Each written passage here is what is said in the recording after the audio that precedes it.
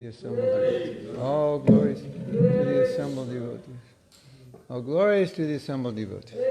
All glories to Sri Guru and Gauranga. Guru Gauranga ki jai. I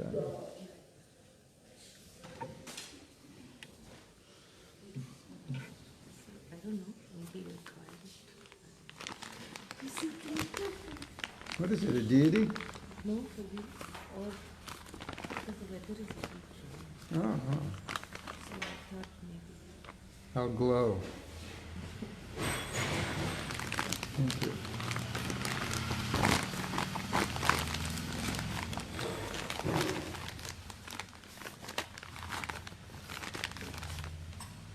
I'm already glowing, but I could glow more, I guess.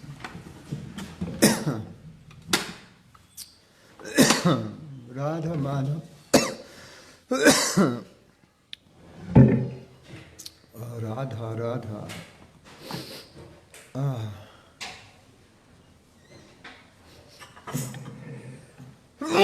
Hare Krishna.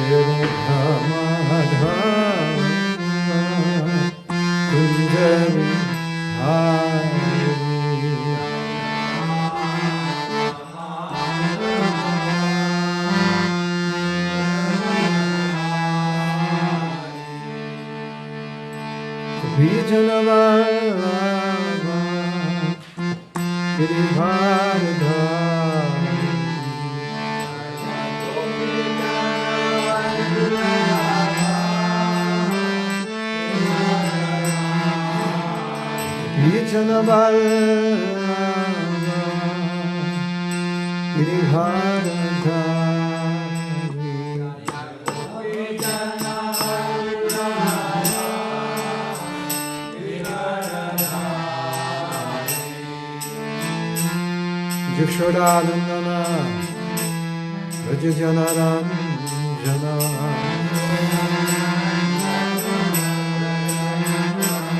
Yashodanandana Rajajanaranjana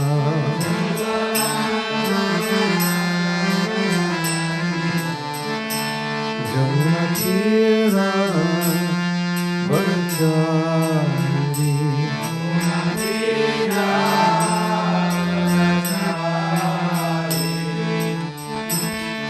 Tira Vanachari Tira Jaya Radha Madhava Kunjari Hari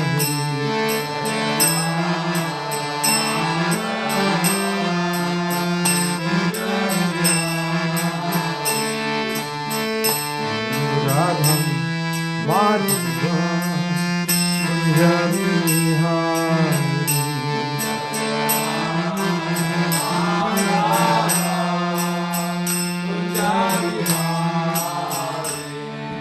Sri Radha Madhava Pure Grantaraj Srimad Bhagavatam Pure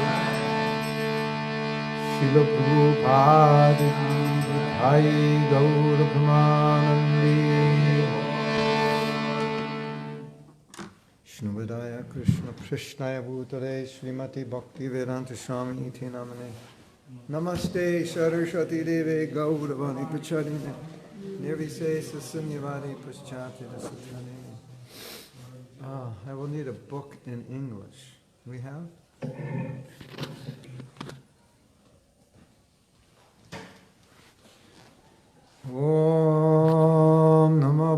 Bhagavate Vasudevaya. Om Namo Bhagavate Vasudevaya. Om Namo Bhagavate Vasudevaya. Om Namo Bhagavate. Om Namo Bhagavate Vasudevaya.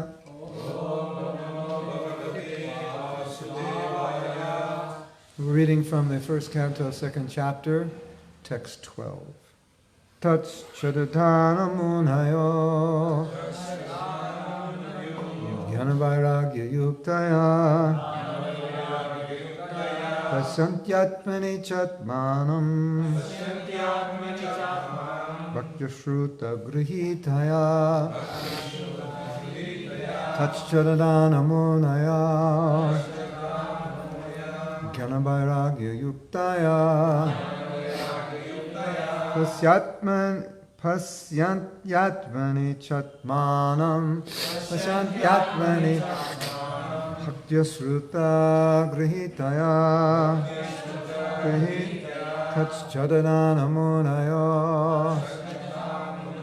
Jnana-vairagya yuktaya Pasyantyatmani chatmanam Bhakti-śruta grihitaya.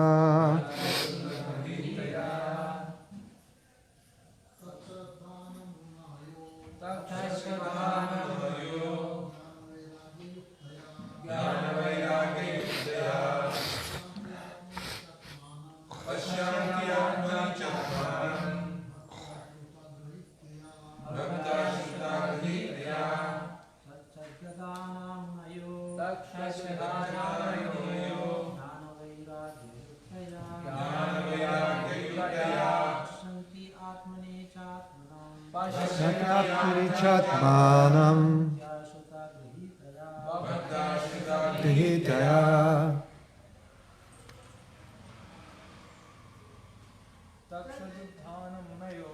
Tatchadadana munayo Jnana-vairagya yuktaya Pasyantyatmani chatmanam Bhakti-śruta grihitaya Tatchadadana munayo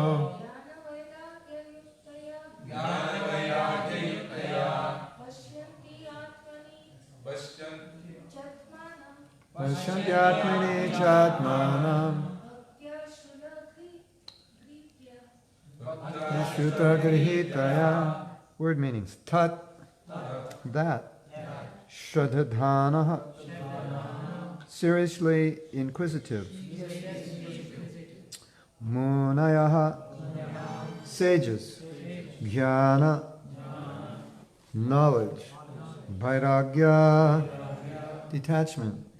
Yuktaya, well equipped with.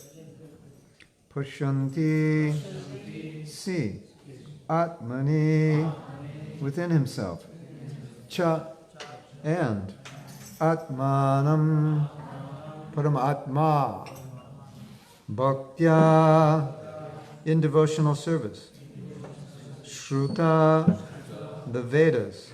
Grihitaya, well received. The seriously inquisitive student or sage, well equipped with knowledge and detachment, realizes that absolute truth by rendering devotional service in terms of what he has heard from the Vedānta-śruti. You realize who you are. You realize who Krishna is. You realize your relationship with him. What is your eternal relationship? And eventually you can see him. If you render devotional service according to the authority of Scripture and Sadhu and Guru. That's what it's saying. Purport, long purport. The absolute truth is realized in full by the process of devotional service to the Lord Vasudeva, or the personality of Godhead, who is the full-fledged absolute truth.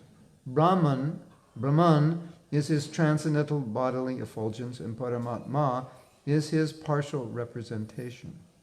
As such, Brahman or Paramatma realization of the Absolute Truth is but a partial realization. There are 4 different types of human beings: the karmis, the jnanis, the yogis, and the devotees. Automatically you're one of them, by default. Usually it's the first, right? Yes, it's kind of the default for Kali Yuga. Now you start out as a karmi, generally. The karmis are materialistic, whereas the other 3 are transcendental. The first class transcendentalists are the devotees, who have realized the Supreme Person. The second class transcendentalists are those who have partially realized the plenary portion of the Absolute Person. And the third class transcendentalists are those who have barely realized the spiritual focus of the Absolute Person. As stated in Bhagavad Gita and all other Vedic literatures, the Supreme Person is realized by devotional service, which is backed by full knowledge and detachment from material association. Premanjana churita bhakti vilochanena shantasadaiva hridayeshu vilokayanti yam shama sundaram achinta gunashurupam govindamari prusham tamaham bhajami. In the 7th chapter of Bhagavatam, first canto, you have the prayers of Queen Kunti. Maya javanika achanam. You are covered by the curtain of deluding energy. What's behind the curtain of deluding energy? Radha and Krishna. You see them everywhere. Curtain is closed, Maya. Material attachment. So when you become pure, curtain's open. Everywhere you look, you see Radha and Krishna.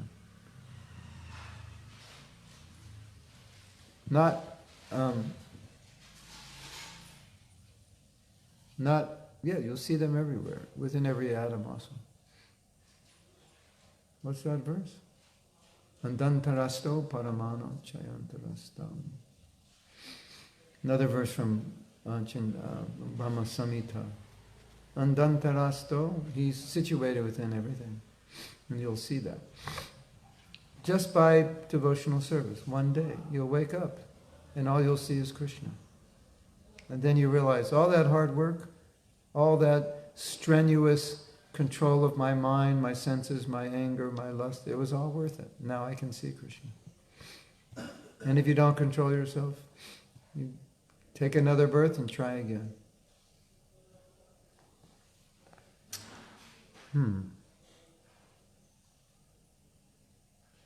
We have already discussed the point that devotional service is followed by knowledge and detachment from material association. As Brahman and Paramatma realization are imperfect realizations of the Absolute Truth, so the means of realizing Brahman and Paramatma, that is the paths of Jnana and Yoga, are also imperfect means of realizing the Absolute Truth. Devotional service, which is based on the foreground of full knowledge,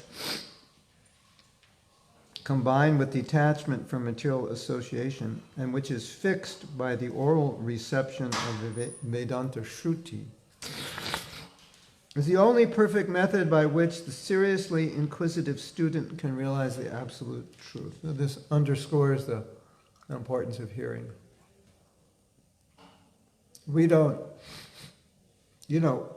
our Oma Jnana Timirandasya Jnana, we pray, I'm born into ignorance. So ignorance is our normal status. We were talking about that a few days ago. Ignorance is what we want. As strange as that sounds, we want ignorance.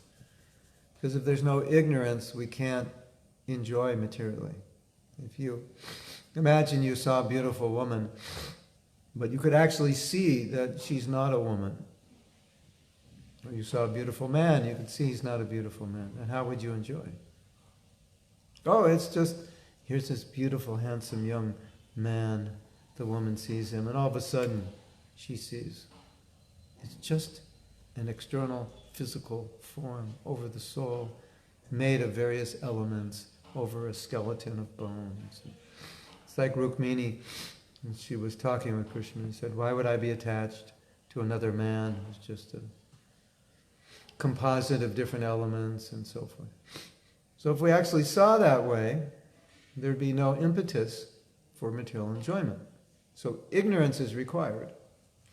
I don't see that way, then, oh, it's such a beautiful young man, such a beautiful young girl, or a beautiful home, beautiful car, all the things that give us impetus to act materially.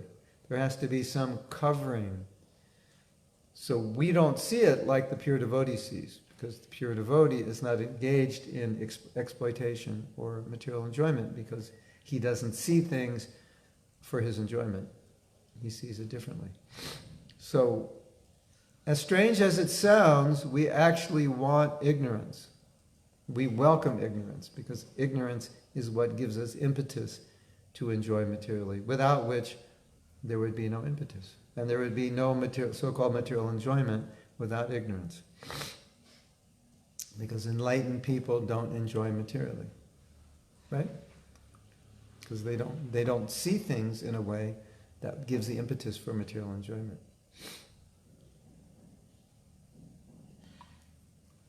I always envision this scene where a young boy embraces a young girl, and then it's time-lapsed, and then every second is a year. So in 70 seconds, they're like 90 years old, and he's that's who he's embracing. That's how someone who's not covered by ignorance sees things. So there's obviously no lust. He sees reality. Like we don't see that way, right? Young man meets a young girl. What do you think? You'll sing a song. I'll love you forever, right? No, doesn't work that way.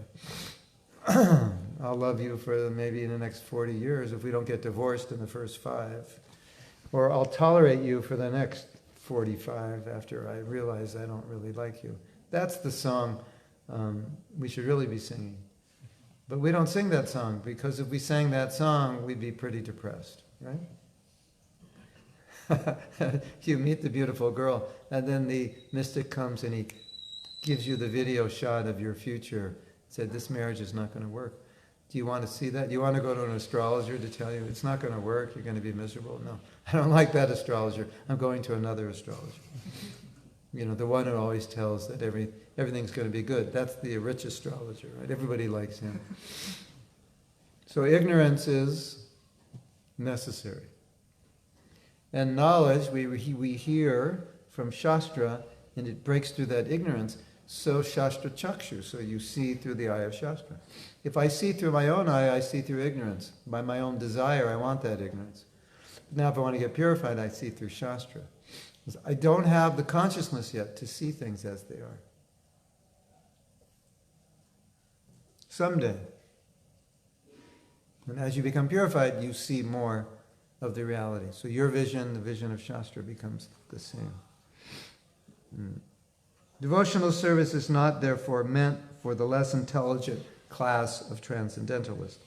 There are 3 classes of devotees, namely first, second, and third class.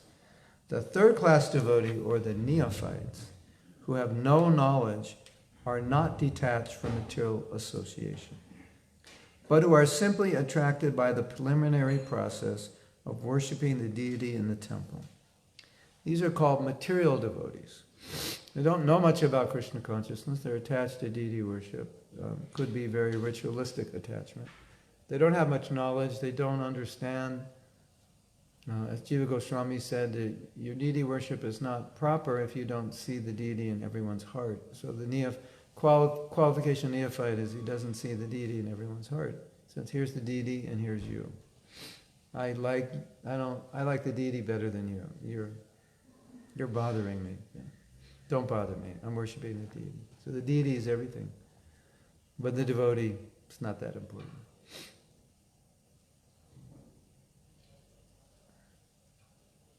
Material devotees are more attached to material benefit than transcendental profit. Therefore, one has to make definite progress from the position of material devotional service to the second-class devotional position. In the second-class position, The devotee can see four principles in the devotional line, namely, the personality of Godhead, his devotees, the ignorant and the envious. One has to raise himself at least to the stage of a second-class devotee and thus become eligible to know the absolute truth.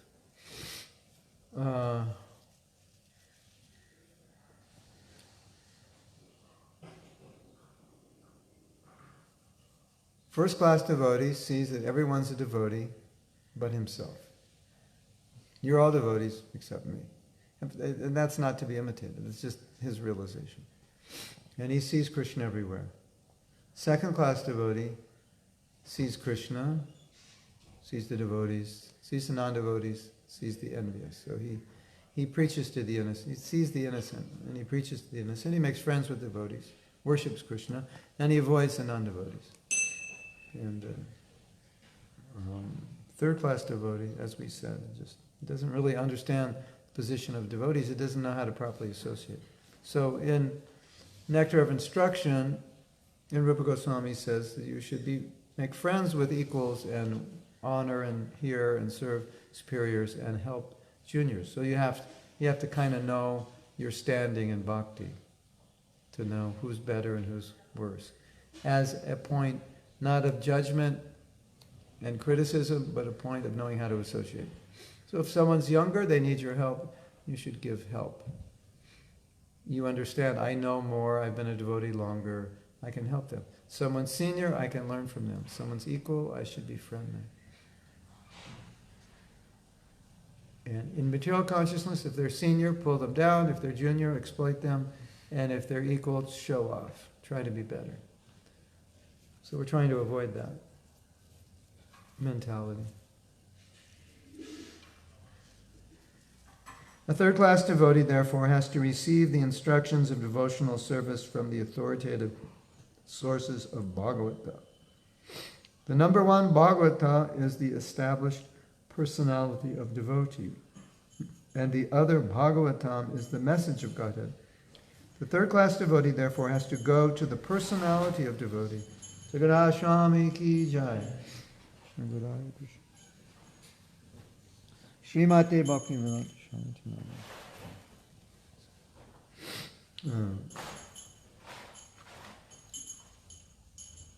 Third-class devotee has to go to the personality of devotee in order to learn the instructions of devotional service. Such a personality of devotee is not a professional man who earns his livelihood by the business of Bhagavatam. Such a devotee must be a representative of Shukadeva Goswami, like Sutta Goswami, and must preach the cult of devotional service for the all-around benefit of all people. So Prabhupada here is condemning people who make a living out of reciting Bhagavatam. Bhagavat Saptaha. One time Prabhupada said, the real import of Bhagavatam is not known to such reciters and thus not given to the people. So nobody really benefits. Some piety is there from hearing Bhagavatam, but nobody changes. No hearts change to devotion. Just hit decline. That was just to wake you up. Make sure you're awake.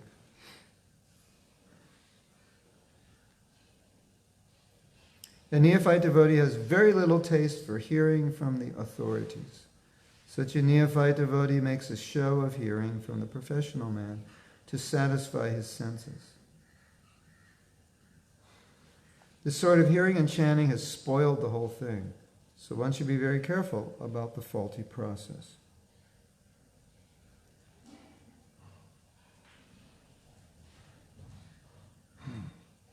Hearing, that's interesting. Prabhupada says he's going to these saptahas to hear, to satisfy his senses. This sort of hearing and chanting has spoiled the whole thing, so one should be very careful about the faulty process. The holy messages of Godhead, as indicated in Bhagavad Gita or Srimad Bhagavatam, are undoubtedly transcendental subjects. But even though they are so, such transcendental matters are not to be received from the professional man who spoils them as the serpent spoils milk simply by the touch of the tongue.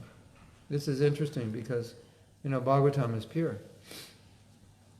But just as we've been discussing, the holy name is pure, but it doesn't mean we're chanting purely. So we can chant an impure holy name, even though holy name is pure. So similarly with Bhagavatam, one who doesn't understand it, even though they're reciting it, the audience doesn't benefit.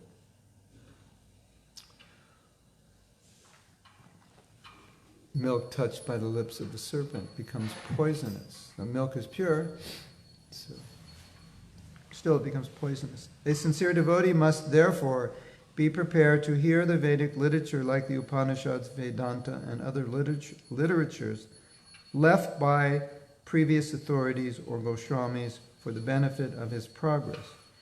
Without hearing such literatures, one cannot make actual progress. And without hearing and following the instructions, the show of devotional service becomes worthless, and therefore a sort of disturbance in the path of devotional service. In other words, you can't design your own path of bhakti. You have to hear from authorities and follow. It's a process, it's scientific, it's been outlined and handed down. We like to be spontaneous, create our own process, do something new, right? Let's kind of create a new bhakti. The old one's kind of boring. No, it's not like that. Unless, therefore, devotional service is established on the principles of Shruti, Smriti, Purana, and Pancharatra authorities, the make-show of devotional service should be at once rejected. An unauthorized devotee should never be recognized as a pure devotee. By assimilation of such messages from the Vedic literatures, one can see the all-pervading, localized aspect of the personality of Godhead within his own self constantly. This is called samadhi. So a lot of, this Bhagavatam, first canto, was written when Prabhupada was living in Vrindavan. So this was written obviously in the context of what was going on at that time in India. Of course, it still goes on. It wasn't written in the context so much of the West. We don't have exactly Bhagavad reciters, but nowadays, because the Vedas have become popular, you have many people who actually have no idea what they're talking about, who are gurus and American gurus and yogis, and they have some idea what they're talking about, but they've heard from gurus who don't have a perfect understanding. So sometimes I listen to them to see what they're saying, and some things they say are correct. But they usually get to a point where they say something really stupid, and then I understand either they're not coming in disciplic succession, or they are, but their guru has broken off from discipline, or one guru along the way is not authoritative. It's not even that they say something that I know is an interpretation of Shastra. It's just complete, their own idea. And when I hear that, I appreciate so much Prabhupada and his books, who's given us, who's, you could say Prabhupada meticulously made sure we would understand things correctly. It's not this, it's not this, it's not this, it's not this, not this, not this, not, it's this. This is how Prabhupada's books are, isn't it? Just very clear. This is it. In the Bible it said the path is very narrow. So it's not that we're fanatics in black and white, but at the same time, there is a way to get there. And you can't concoct ways that will not get you there, because when you get lost in the end, then you can blame your teachers who are trying to be liberal and give you various ways. So for us, there are various degrees of speeds, we can say, that we go on the path. When do you want to start the path? How fast do you want to go? And so forth. But the path is still the same. You can adjust. Maybe you'll take rest on the path, stay in a hotel, stop in a restaurant. Or maybe you're going to walk. do some tapasya, maybe you're going to fly. But the path is the same. How you do it may vary according to your level of Krishna consciousness. So Prabhupada is meticulously giving us, in his books, the proper path, proper execution of Krishna consciousness.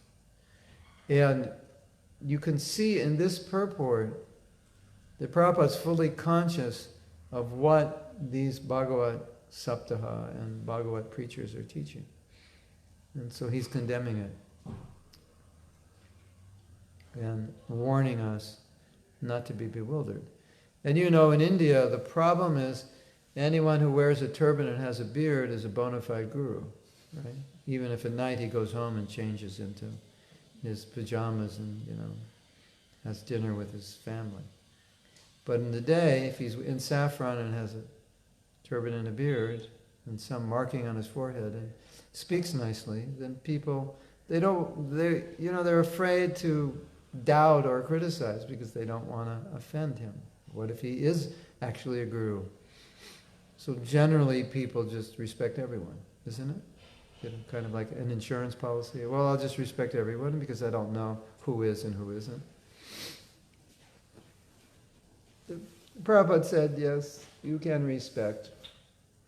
Maybe there's some kind of transcendentalist or renounce you can respect from a distance, but you must understand Bhagavad philosophy so that you know who is bogus and who isn't. Just like, what's our philosophy about finding a guru? You have to know what a guru is to know if you found one, right? Oh, I found a guru. How do you know? He has a turban and a beard and tilak. That's how I know. And he speaks beautifully. And when he speaks Ramayana, he cries and the whole audience cries. So therefore he must be bona fide. Maybe he is, maybe he isn't, but there's more. So Prabhupada gives us that information. And ultimately also, as we were saying last night, unless someone is pure, they cannot purify you. Not just by their words can they purify you, but their heart must be pure. Right? So I may be bogus, but I may be able to preach well, but I can't purify you just by my preaching. I can ultimately only purify you by my purity. So someone may say, but so-and-so Swami is preaching. He's just preaching kirtan. He's giving us the kirtan. So yeah, but what about him? What about his life? What does he do? What are his standards? So that has to be examined also.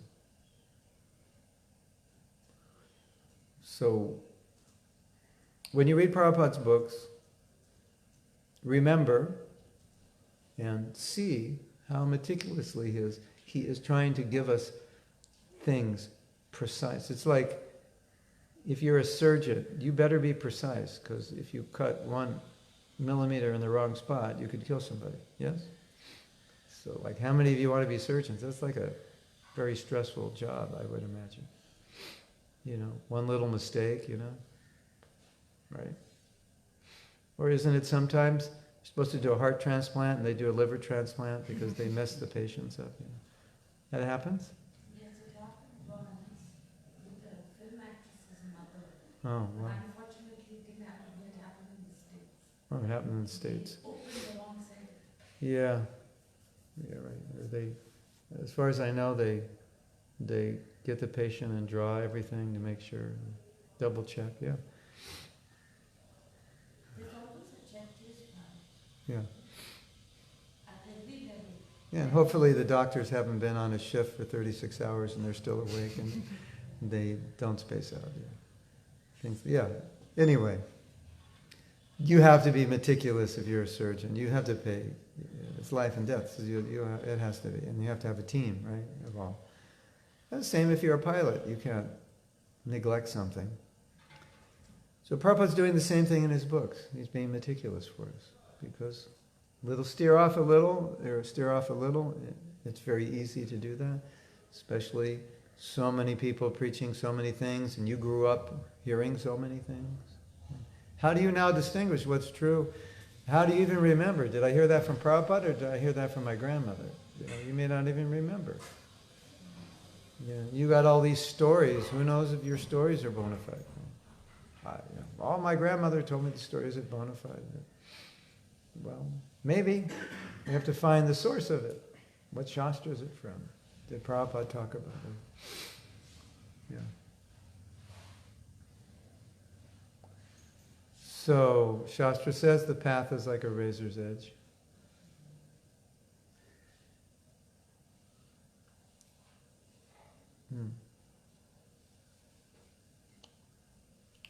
Beginning, this word Shadadana, which Prabhupada translates as the seriously inquisitive student or sage.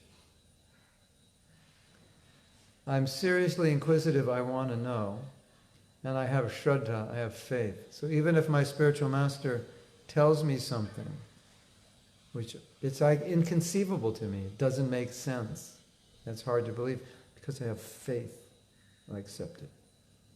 That's the qualification of a disciple. Because we can't know everything now, so some things may not make sense to us. Right? But we understand, as conditioned souls, we have limitations. Of course, the Guru will speak logically. But logic is for people who don't have faith.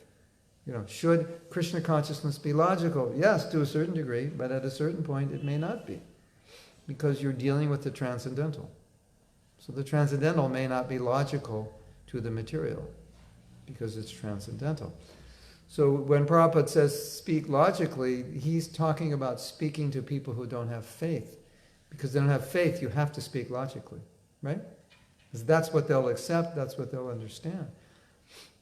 But those who become disciples or followers of Srila Prabhupada, it's not just about logic anymore. It's about faith. That's way more important than logic. Mahaprabhu could defeat his own arguments. He'd make arguments, defeat everybody, then he would defeat his own arguments. Then again, he would defeat those arguments. So if one is expert in logic, that can be done. But logic is not the ultimate praman. Shastra is the ultimate. Guru Sadhana Shastra is the ultimate praman. And so sometimes the Guru may say something, Shastra may say something, which we cannot verify, at least in our present state of consciousness, or maybe we can never verify it, but we must accept it. When I was a young devotee, Prabhupada was speaking in the garden in Los Angeles. And so the garden is just next to it's adjacent to the parking lot, and it's right by the kitchen. And I was going in the kitchen, and I heard Prabhupada speaking. And the garden had a bamboo fence, so you couldn't really see anybody outside. So, what do you do if you hear Prabhupada speaking? You go listen. So I went to the fence, looked through, and there Prabhupada was speaking. And the first thing I heard Prabhupada say is that there are birds that fly from planet to planet. And they hatch eggs, and the eggs that they give birth to hatch in midair. And so I was just a new devotee. That's kind of amazing. Now, in India, you're used to stories of 10-headed demons and, so many things. And you're like, yeah, of course, no problem. Because you grew up with that. So that's, for you, it's just normal. Right? Demons flying, mystic powers, different planets, people coming down. But for us as Americans, we didn't grow up with that. Everything with us was very rational. The best we got were angels that play harps. That's about as mystical as it got for us. Angels in the clouds in heaven playing harps. So Prabhupada says this, and it was just, wow. So I'm a young devotee, and Prabhupada said it, he said it's there in Shastra, then it must be true. Now someone might say, or my friend might say, you're a fool to believe that. Yeah, so yes, but what do you believe? You believe the newspaper, the TV, your science textbooks, and so on. So when Prabhupada discussed this point, he said, that faith is always there, whether it's belief in the newspaper or your textbook,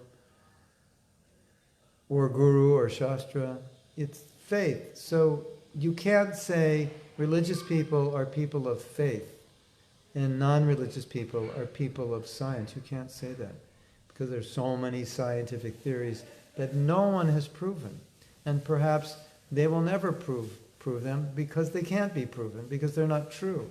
So you have to have faith. There seems evidence that this is true, but no one has proven it. But I'm working on proving it to be true because I have faith it's true, even though I don't have evidence that it's true. So what's the difference? Where do you put your faith? There was no God, there was just a big bang. Okay, that makes sense. Right? I'm supposed to believe that. There was a big bang. Wow, and then what happened? Some soup. And what happened in the soup? Well, there was some single-cell amoeba. Well, what happened to him? He became 2 cells. And pretty soon you got human beings with advanced intelligence. And it just so happened that everything on the planet is suitable for human habitation. Just amazing. What an accident. Like there actually food grows for human beings. By accident. And they actually have plants that cure the diseases that humans get. What an accident. That's an amazing accident, isn't it? It's just inconceivable how amazing the universe is, and isn't it? This is the most amazing accident I've ever, we could ever imagine. And the accident keeps getting better as we evolve. Right? And I'm supposed to believe that. And the sun is rising and setting every day for how many millions of years? And it's like, no problem. Everything's just going on. That accident set in motion all the planets. And this big earth is floating. That's amazing. How does that happen? And you're telling me, you fool, you believe in Bhagavatam. And Prabhupada once said, they think we're crazy. He said, but we know they're crazy. That's the difference. They think we're crazy, but we know they're crazy. So you think I'm crazy, but I know you're crazy. That's the difference between me and you. So when we come to Bhagavatam, when we come to accepting higher knowledge from the sadhus, guru, and shastra, sometimes we don't understand and our logic will fail. Does it mean we don't use our common sense? Does it mean we don't use logic to try to understand? No. But there are certain things we may not understand. And there are contradictions. I just read something this morning. It was so funny. It's a letter, 1969 or 1970. I don't know the context. And Prabhupada said, now I can see that the girls in our movement are more intelligent than the boys. What does that mean? Oh, the men are like depressed now. And Prabhupada, Shastra, Manu Samhita, women should be protected, less intelligent. And then Prabhupada says they're more intelligent. So we have to use whatever intelligence we have to understand contradictory statements. What does Prabhupada mean? So there is an element of blind faith because there will be certain things that in our present condition we can't understand. We just have to say, I don't understand, or I just accept. And as we advance, as we become purified and more knowledgeable, we'll begin to understand them more. So it doesn't mean it's just blindly for the rest of your life, right? But just like, how do I understand Krishna Lila? I understand it according to my level of purity, as best I can. Do I understand it deeply? Well, that depends how evolved I am in Krishna consciousness. So we also understand some things can only be understood according to your level of Krishna consciousness. How can you understand it beyond that? Right? If you read something about Krishna's Leelas, which are very esoteric and intimate, you may not understand, and there's nothing you can do. You can read it over and over again. Maybe you'll understand a little bit more, but not deeply. The only way you'll deeply understand is through your purity, and then you'll understand what is Krishna Lila. When we're entrapped by lust, we can't understand Krishna and the gopis. because we are conditioned to see it as man and woman. And even sometimes by hearing with Krishna and the gopis, lusty men can become more lusty or want to imitate Krishna, just like we were talking last night. Devotees are saying, my friends say Krishna had 16,000 wives, why can't I have 5? So that's the result of their hearing about Krishna's 16,000 wives, which is supposed to cure your lust, but the result of them hearing is it increases their lust. He has 16,000, I should have 5. Oh yeah, go for it. Good luck. Yeah. So you're going to work 5 jobs for your 5 wives? Like Krishna wasn't working 16,108 jobs. There is a difference between him and you. You're going to build a palace for all your wives? And you're going to give them all 10 children? And you're going to be able to afford that and have time for that? Hare Krishna. Jagannath Swami ki jai. So because of lust, we won't be able to understand Radha and Krishna. Right? What does Krishna say? Janma karma cha me divyam. My birth and activities are divyam, transcendental. Evam. Janma karma cha me divyam, evam yoveti tattvataha. How will you understand the tattva of the divya? How will you understand it? Unless you're free from lust. Because those leelas have nothing to do with lust. And if your perception of the world is through the filter of lust or greed or envy, how will you understand? All you'll understand is, he had 16,000, why can't I have 5? That's what you'll understand. But what was your conclusion of Bhagavatam? I should have 5 wives. That was my conclusion. Hare Krishna. And you see in India, right, all the filters that people look at Shastra through because they're not hearing from bona fide Guru.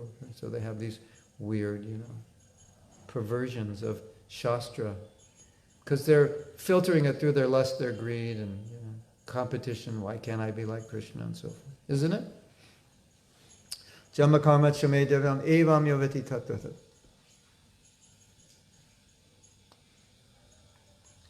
You can't understand the tattva unless you can't understand the divyam unless you're divyam. How are you going to understand if you're not at least practicing a transcendental process? How will you understand the transcendental lila if your consciousness is not transcendental?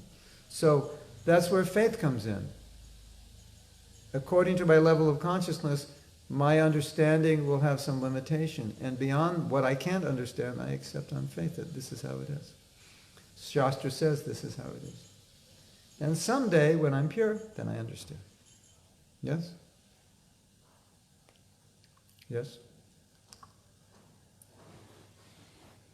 So, you want to ask some questions?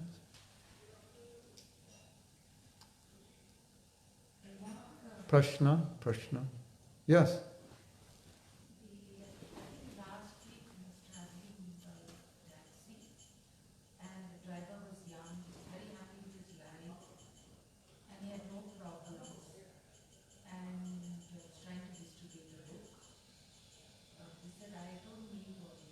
Yeah. I'm happy I don't need it. Yeah. He's very unfortunate. Those who are happy materially are most unfortunate because they won't be interested in Krishna consciousness.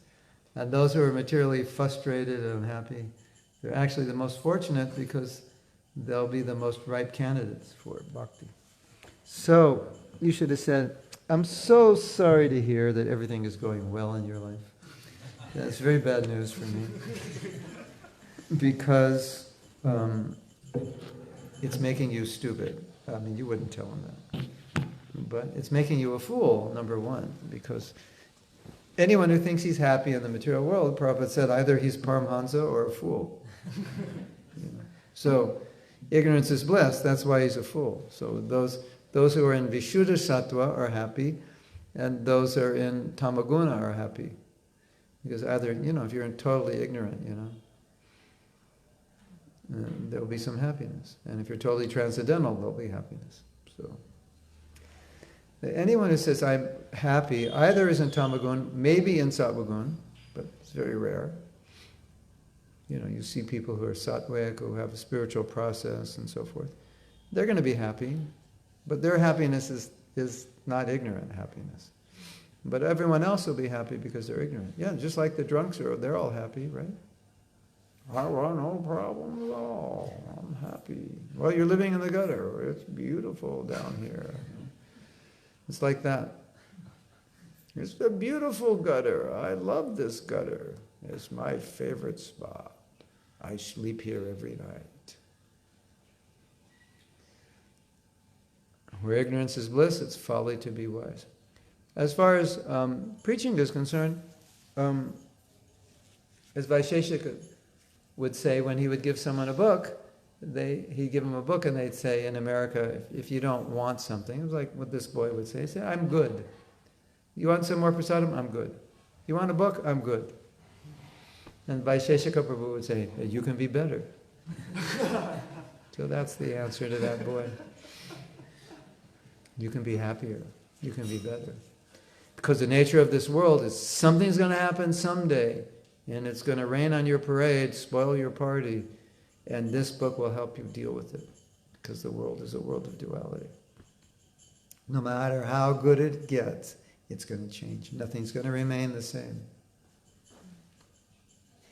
He also, after that, I was stunned, I didn't say anything. Then after a while he said, why Krishna has 16,000 pounds? I couldn't answer. Why? Because of his level of understanding, he was not able to tell me. The answer is because every woman is his wife. So, not 16,000, 16 million, 16 billion. Every woman in the universe is his wife. That's why. And those 16,108 particularly wanted to be. So it wasn't because he wanted to enjoy, it was because he was fulfilling the desire of those. They'd say, because people look at Krishna, they think he's like we are, like he wants to enjoy. No, but he's just reciprocating. If there's 16 million, he'll marry 16 million. But it's for them, it's not for him. That's Krishna. He's already self-satisfied, so why does he need 16,000? But he's satisfying them. And then the other answer is, another answer, there are many answers. Those women are manifestations of his own Shakti. So he's actually marrying himself. There, it's his own potency. So, because you have this, Krishna is self-satisfied, then why is he dancing with the gopis? Because the gopis are manifestations of his self. So he's actually dancing with himself. So that way you can juxtapose that he's self-satisfied, but he would go and dance with other women, but they're just manifestations of himself. And because he is a living sentient being, he likes to exchange love. And so he can exchange love, therefore he doesn't. But ultimately, they want it. And because they want it, Krishna does it. That's what makes him happy, that he can satisfy the gopis. And he knows they want it. So he gives them love, they give him love. So don't think of God like you, why he had 16,000 wives. Why you would have 16,000 wives would be for a different reason. Yes? And when you try to satisfy those 16,000 wives, you'll never be able to do it. Even it's difficult to satisfy one wife. What to speak of 16,000? How will you do that? And Krishna can do that. So why does he do it? To show that he's God and you're not God. That's why. Because he can do it and you can't. And so when Krishna enjoys, people think, oh, Krishna enjoys, I should do it. But actually Krishna's enjoyment is to show you shouldn't do it. But they get it all backwards. Right? Somebody's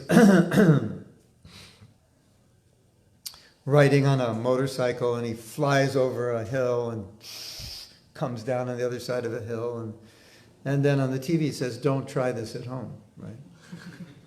Because that person can do it. He's been practicing his whole life to do that. You do that, you'll be dead, or you'll be in the hospital the rest of your life. So don't try this at home. It's the same with Krishna. 16,000 wives. That's for him to do. It's not for you. Don't try this at home. This is not for you to do. He's an expert. He can do it. So that's the message. when Krishna enjoys with the gopis, with Radha and all these things, the message is, I can do it, you can't. And if you try to do it, that's the end for you. But if you really want to be happy with a woman, then serve my Leela. And you'll be very happy reading and hearing about me and my women. And that's the way you'll be happy with a woman, by hearing about my women. That's the only way. And if you have a woman, if you have a wife, that she belongs to me, not you, and you serve her that way. You take care of her that way, as my gopi. That's the message. But because we're conditioned souls, we mess the whole thing up. Why can't I have so many wives? Yeah, go for it, See what happens. Good luck. 5 jobs, 5 women's emotions, Wow. It's not an easy job. It's not an easy task to deal with it. I remember a funny incident during my work days. In Saudi Arabia, I was sitting in the casualty, and one lady, I had to admit her because of some conditions, and I admitted her. I think an hour later, another lady came. She said, this person is admitted. I said, yes. Then you also admit me. So I said, why? No, because then my husband will also give me attention. Give me what? Attention. Give me attention. That's his first wife. This is Oh, okay, yeah. I was just going to say that. Yeah, you want 5 wives, you think they're going to get along? It's like, we have all these visions of grandeur, as they say, visions of what it's going to be like. Right? And we're trying to learn, at least I've learned the hard way, that you can't enjoy anything unless you serve it. Because that's our constitutional position. So men, you cannot enjoy a woman. Woman, you cannot enjoy a man unless you serve. That's men are like, serve? I don't want to serve a woman. I want her to serve me. No. When you get married, you are now obligated for the rest of her life to take care of her and make her happy. That's what it means to be married. She's not your prostitute. Right? So that's the mentality, that we will not be able to enjoy anything. There's no happiness in anything unless you serve it. And if you serve matter, you serve non-devotees, you serve devotees, you serve your family, then, quote unquote, you can actually enjoy a woman, you can actually enjoy a man if you serve them. Not enjoy materially, but there'll be enjoyment in family life if you serve them. And if you think they're meant to serve you, it's not going to work. It's because we're servants. Right? And Prabhupada says, the man, he has the nature always wanting to be in control. So that's a defect in the male psychology. So then he gets married. I'm in control. You do what I say. Give me this, give me that. Right? That's not the proper mood. You'll never enjoy being the controller. You can try. If you have a nice wife, she'll do it. But then she's feeding your ego inadvertently. By, whatever you say, she does, and you're like, oh, I'm the boss. I'm the king. No, but you want to realize you're a servant. Sooner or later. Sooner better than later. I was reading yesterday letters regarding marriage, and Prabhupada, a lot of the letters were to men. They're divided, letters to women, letters to men. So all the letters to men are, for your whole life you have to protect her, you have to take care of her, make sure she's happy, and like that. So, what are you thinking when you get married? Oh, I'll just enjoy her. Take care of her, protect her, my whole life. But she wants clothes, she wants jewelry, she wants kids, so Prabhupada's telling the reality of what women want. They want nice things, they can't do so much austerity, etc. He said, that's what it means to be a husband, that's what you have to do. Right?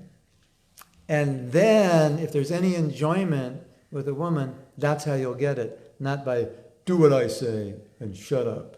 No, that's not how you do it. It doesn't work that way. So that's ultimately what we're supposed to learn from Krishna Lila, that you can't imitate this as the enjoyer. You're not Purusha, you're Prakriti. You can't imitate him. That you will enjoy through hearing about his enjoyment and serving his enjoyment. That's how you will enjoy. Like the gopis, the manjaris, they enjoy through serving Radha. That's the idea. So, you understand? Yes. So there are no shortage of fools who will say so many foolish things. I have a strange feeling I'm allergic to this flower and it puts rashes on my neck. Is that possible? It is, yeah. Okay, let's see if you're allergic to it. You try it. So whenever I wear them, I start itching. And I get something like this. Any other questions? You all look so depressed now. You go, oh, he told us we can't enjoy women. Like, I might as well kill myself now. What's the reason? Yes, kill yourself materially. You should definitely commit material suicide because you can't enjoy the opposite sex. I will testify. I have experience. You can't enjoy anything if you don't serve it. And the enjoyment you get is not material when you serve. That is proper Krishna consciousness. Yes, you agree? And when we say women, all the men, just translate it as men. So we're not leaving the women out. Yes? I have one more, but it's a very sensitive question. It's what? It's a very sensitive question. Okay. It's okay for the or you ask it and I'll see if it's okay for public discussion. To what extent did Srila Prabhupada allow rituals? Allow Rituals in our devotees. such rituals such as demigod worship? No. Samskara? Like someone leaves his body, then you don't enter the temple. Oh, like that? So, no, I'm not used to that because where I come from, the religious beliefs that my parents followed didn't believe in it. Yeah. Well, the question she's asking is how much did Prabhupada follow rituals? And I guess the problem comes in if you come from a family that followed those rituals for generations, you feel inclined. So I could speak general, but not practically what you should and shouldn't do. And there may be reasons that we didn't follow these rituals very strictly, because any ritual, well, we could say in general, any ritual which was not necessarily enhancing our bhakti, he would just say it's not important or not necessary. There's a higher, it's a higher principle. So, you could go down the list of rituals, but there weren't many devotees dying when Prabhupada was here, but the ones who did, I don't recollect he said anything. But naturally, you can go to the priest, you do what's proper, cremation, we do those things. But generally, we would say it's better you go to the temple and see the deity than stay home in isolation, because that'll be better for your bhakti. So the general principle is what's best for your bhakti is what you do. And all the rituals should support your bhakti. One more thing that I read in Srila Prabhupada's Leela Mantra, he said, every day is a good day, he told me. Every day is a good day? It's a good day to do things. To? To any Krishna consciousness. Oh, yeah. And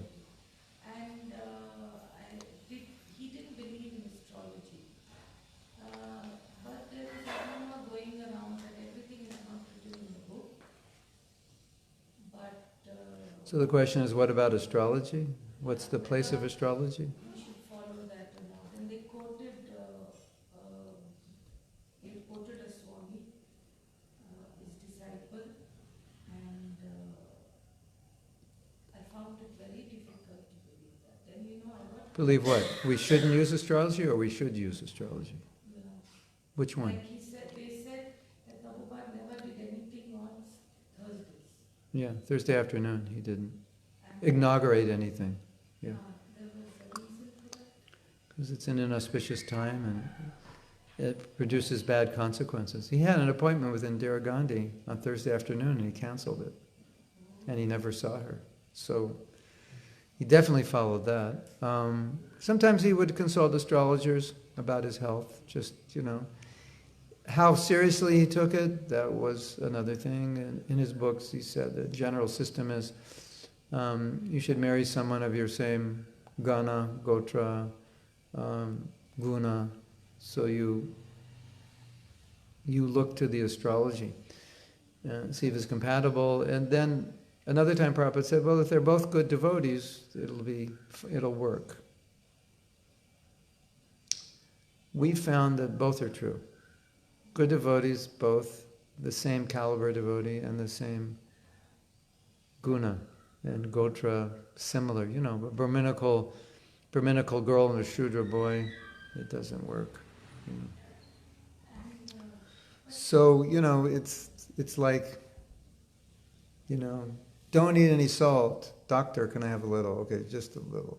So it's like astrology is like sometimes. But where I've seen it useful is that we were talking with someone, I forget what the topic was, but something like was always going wrong. Or maybe I was talking with you, I can't remember. Oh yeah, I think it was with you. Yeah. It may be something astrological, like, this is always happening to me. It's always happened my whole life. And so sometimes if we know, there's a planet there, that's going to be there your whole life. That's the influence of this planet. Of course, bhakti can overcome it, but it'll overcome it to the degree that you have bhakti. And so that might be set in motion for your whole life. So you kind of know, don't endeavor for this, because just astrologically, it's probably not going to happen. And so in that sense, it can help you. But if you're a pure devotee, you would understand that. You would see the signs and go, it doesn't look like I'm meant to have, a great family life or a lot of money or prestige in society or whatever. It just never happens. Or every project I undertake, it always is incomplete. And, I'm never successful. Not that you should give up, but at least there may be something there. So a devotee understands. Okay, astrologically that's there. And that may be good for my Krishna consciousness. Because maybe if I had this astrology, I'd be super successful, I'd never be a devotee, and I'm always materially failing, so I just become a devotee. So it's good. So I've seen some devotees like that it's helped them when they understood. Or why is it so difficult to do this project? And you say, well, because for the next 3 years, everything you do is going to crash. And then once you move into this planet, that's the time to do that project. Oh, okay. So did Prabhupada do that? Not so much.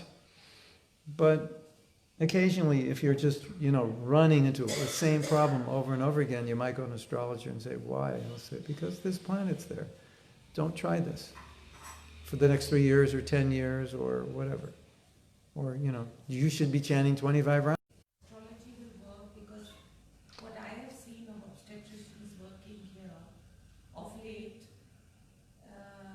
they want a cesarean section, and the parents and the grandparents will find out which is the auspicious time, the range, and she will extract the head at that time. So what is this for? Does it work? I don't know because it just started lately. Oh, yeah. You can compare the results to America, where they don't use astrology, and see. Yeah, I think your point is that's going too far. Yeah. Yeah, every time is good for serving Krishna. Everything is auspicious, but there are days that are more auspicious. There are times that are more auspicious. So if you can follow those auspicious times, then we will follow them. We shouldn't travel on Ekadasi. So Prabhupada said if his spiritual master had to travel on Ekadasi, he would pack his bags and put them outside the night before, and then he would say, well, the trip has already begun, so on Ekadasi we're just continuing. shouldn't start, I guess you shouldn't start a trip on Ekadasi. But we didn't start on Ekadasi, we started the night before, we put the bags out. So sometimes there may be some observation. This is, we're going to do initiation. Is there an auspicious day, an appearance day of an acharya? Let's do it that day. Something like that. Today's the day to give Bhagavatam. If you give Bhagavatam on this day, you go back to Godhead. So, we can't deny that there are auspicious and inauspicious elements. But at the same time, if that would compromise service, then generally Prabhupada would ignore it. Okay, this service is more important. There's one story. They were building a temple, and it was not facing the right direction. And they said, Prabhupada, it's not auspicious. Prabhupada said, wherever Krishna looks is auspicious. So maybe it's supposed to face east, but it's facing south, and Krishna is looking south. They go, that's auspicious. Generally, south is not auspicious. I think it's the direction of Yamaraj or something. But Krishna is looking south, so it's auspicious. So sometimes it's true, Prabhupada just, didn't go with it. Sometimes, but I think more often than not, he didn't. I'm not an expert, though, and I'm not an astrologer. And I can't say one thing, I can say two things bad about astrology. One is if you get the wrong astrologer, he's going to tell you something that's wrong, and you're going to believe it.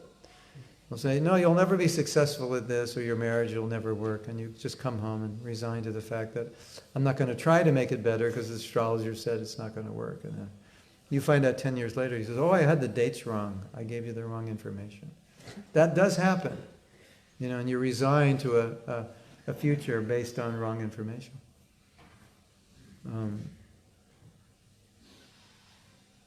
So that can happen. And the other thing is, you're a devotee, so you don't know. That's your karma when you were born, but now as a devotee, it can change, right? So sometimes it can affect us very much, saying you will achieve this or you won't. And especially the won't part is, not good. So anything can happen, good or bad. Your guru may, like in Prabhupada's case, his karma to be rich didn't happen because his guru wanted him to preach.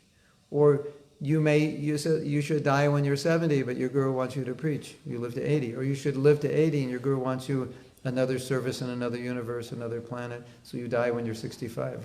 It's like we're under Krishna's control. And I think devotee astrologers, they know that we can say things, but you have your Krishna karma.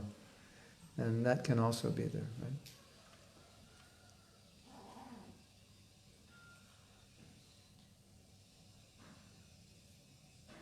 But sometimes, let's say you're older, you're preaching, you're doing a project, you may want to go to an astrologer and say, how many more years does it look like I have?